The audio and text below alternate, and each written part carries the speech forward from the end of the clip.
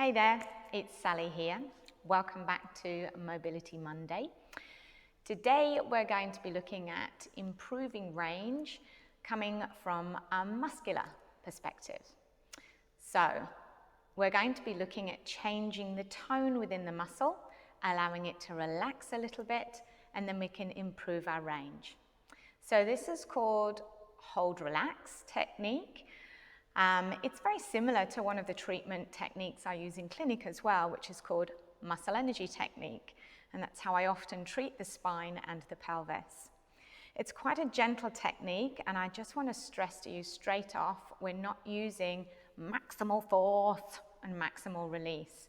It's a very gentle counter pressure that we have here.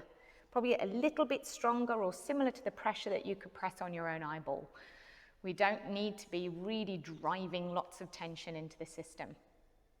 So I'm going to start off, first example, just looking at the back of the hip, and we're going to look at a very common stretch. So lying down here, we're going to bring one foot over. I'm just resting the ankle here, just checking that my pelvis is actually straight and level. I'm not starting on a hike.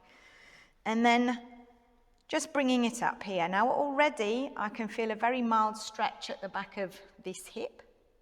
I'm going to hold here, and I'm just going to press this ankle back into my thigh. So there's my counter pressure, and it is very gentle. So I have a gentle press in, 5, 4, 3, 2, 1. Really breathe in, and as I exhale, relax everything, and then slowly bring it in towards me to what will be called stretch point 2. And then repeat. Here, 5, 4, 3, 2, 1. Exhale, bring it in a little further into stretch point 3. Repeat. 5, 4. So I've got my counter pressure. 2, 1. Release. Bring it in. And then I've got my range again. So I've crept in 3 parts, and then at the end of this range here, I'm actually just going to move the hip around in various directions. So as you know, I love using the asterisk pattern or points of the compass to do my directional work. So I'm just going to come up and down, side, side, and on my diagonal patterns, just letting the hip know that this new range is safe and we can move around here. It's not a danger zone.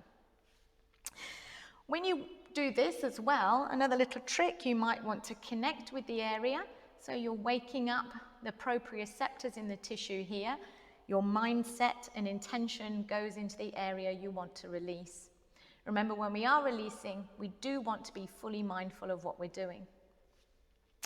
Now, you can also use your band to do this hold, relax stretching. Here's my band from Harlequin. And I'm going to look now at my hamstrings. So I'm actually going to just pop it around my heel. I'm not going to pop it around my toes because I don't want my foot fully flexed, because that'll be a little bit too much neural traction coming through the leg. So I'm just going to pop it around my heel, and so my foot can be quite relaxed. Extending the other leg down, and again, I'm just going to bring the band up until I feel stretch point 1. Now, stretch point 1, it's quite mild, so it's just a little bit of sense of tension. This isn't right, I'm here, and this is stretch point 1. I've already ended up into an area that's signaling off danger into my body. So I'm just going to come to my first point of connection. If I want to, again, I might want to tap or rub the hamstrings, just so I get a really good awareness of where I'm working, wakes up my proprioceptors, and then I'm just going to press back into the band. 5, 4, 3, 2, big breath in, fully release, fold into the hip, and just come to my next point, which is about here. And then again, repeat. Little press in. Now you can see I'm not pressing very far by looking at the band here. If I was really pushing into it, it would have gone off here somewhere. So it is just a very small connection, maybe working with my elbows flat now so I'm a bit more relaxed. Nice breath in, And then I can just relax the rest of my body, draw the leg in.